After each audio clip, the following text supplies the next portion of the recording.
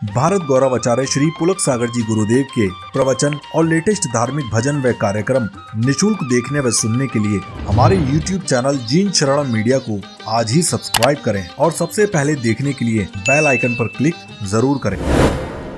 एक संस्कारों की बात करता हूं।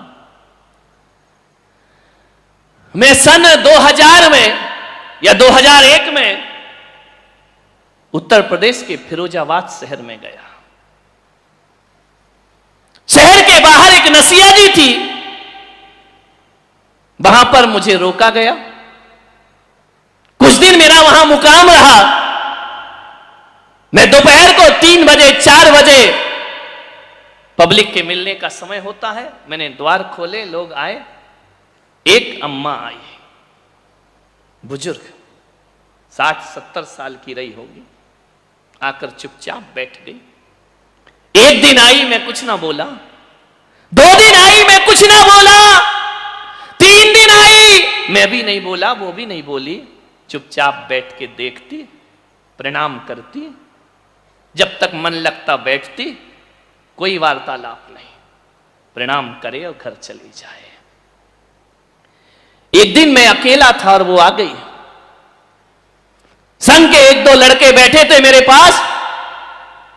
वो आकर 10 मिनट बैठी रही। मुझे भीतर से लगा कि रोज आती है, 2 शब्द बोल लो, अपना क्या बिगड़ता है।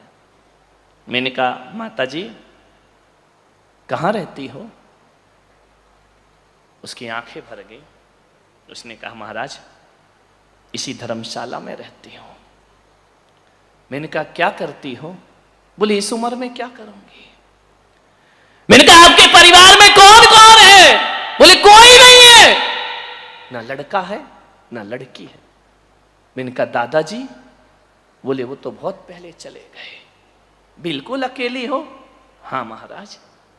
क्या करती हो?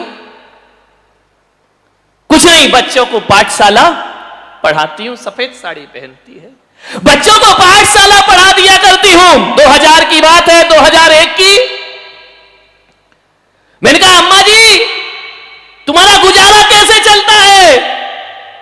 उसने कहा, मेरे पति की पेंशन मिलती है 300 रुपए महीने। सोचिए, 300 रुपए महीने। आपके यहां 3 लाख आते हैं, फिर भी कमी है, और वो 300 रुपए में गुजारा किया करती है। मैंने उससे पूछा कि अम्मा जी 300 रुपए में तो गैस का सिलेंडर भरता है, तुम गुजारा कर लेती हो?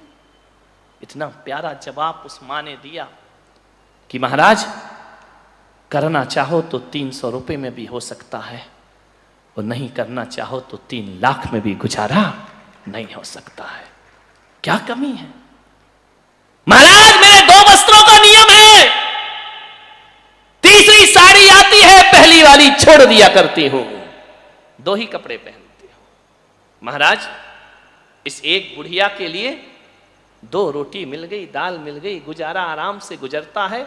दिन भर अरहंत नाम भजती हूं, सिद्ध नाम भजा करती हूं, उसी के भरोसे इस मंदिर में रहती हूं।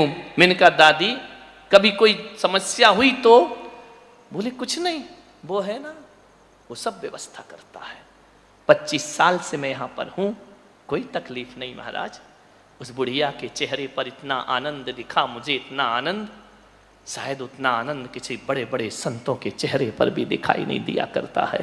कोई जरूरी नहीं है कि जो घर बार छोड़ के चला जाए वो सन्यासी होता है। सन्यासियों का आनंद तो घर बैठकर भी प्राप्त किया जाता है। घर बैठकर भी अपने उस आनंद को, उस बुढ़िया में इतना संतोष। मैंने कहा, अम्मा जी क्या पढ़ाती हो? बोले, द्रव्य संग्रह तत्वार सूत्र 6 ढाला। मैंने कहा, अम्मा जी तुम पढ़ी लिखी कहां तक हो? बोले, 1 क्लास भी नहीं। देखिए, जो कभी स्कूल नहीं गई।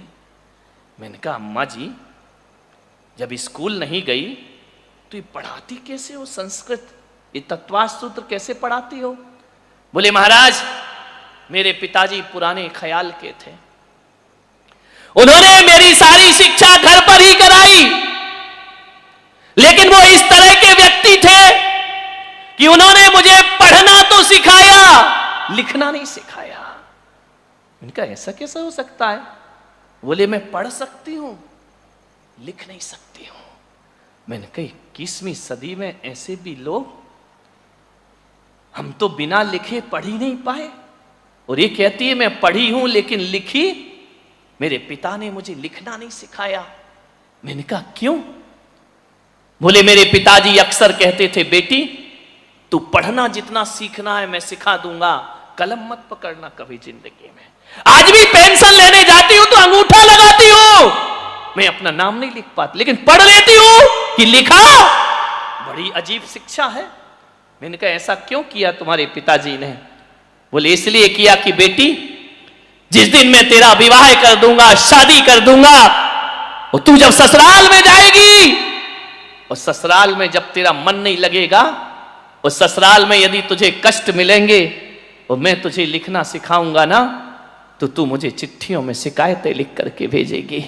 और मैं नहीं चाहता कि मेरी बेटी ससुराल की बुराई चिट्ठियों में लिख करके भेजे। बेटी हम भारत के लोग हैं, जो तकदीर में होता है हम उसे स्वीकार कर लिया करते हैं। हमारे देश की बेटियां तो वो बेटियां हैं, यदि कोढ़ी पति से भी शादी कर दो तो मैना सुंदरी उसे भी स्वीकार कर लिया करती है। हम उस देश की बेटियां हैं। बेटी तू लिखना मत कभी जिंदगी में, जो भी सुख दुख मिले सहन करना।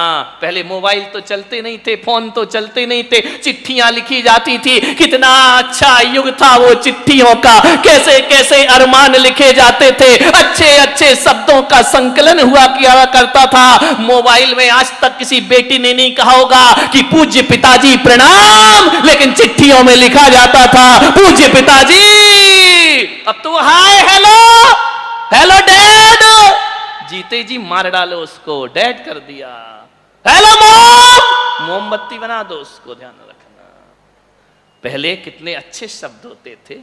आपकी बेटी, आज कोई बोलता है मैं फलानी बोल रही हूं, मैं ठिकानी बोल रही हूं पापा। ध्यान रखना पहले नहीं, जब चिट्ठियां लिखते थे ना तो आदमी की भाषा सुधरा करती थी। पोस्ट में नाता था, दौड़कर बाहर जाते थे, चिट्ठी आई, किसी का संदेश आया होगा, और एक चिट्ठी आ जाए पूरा घर चिट्ठी छीनता था। किसकी चिट्ठी, किसकी चिट्ठी?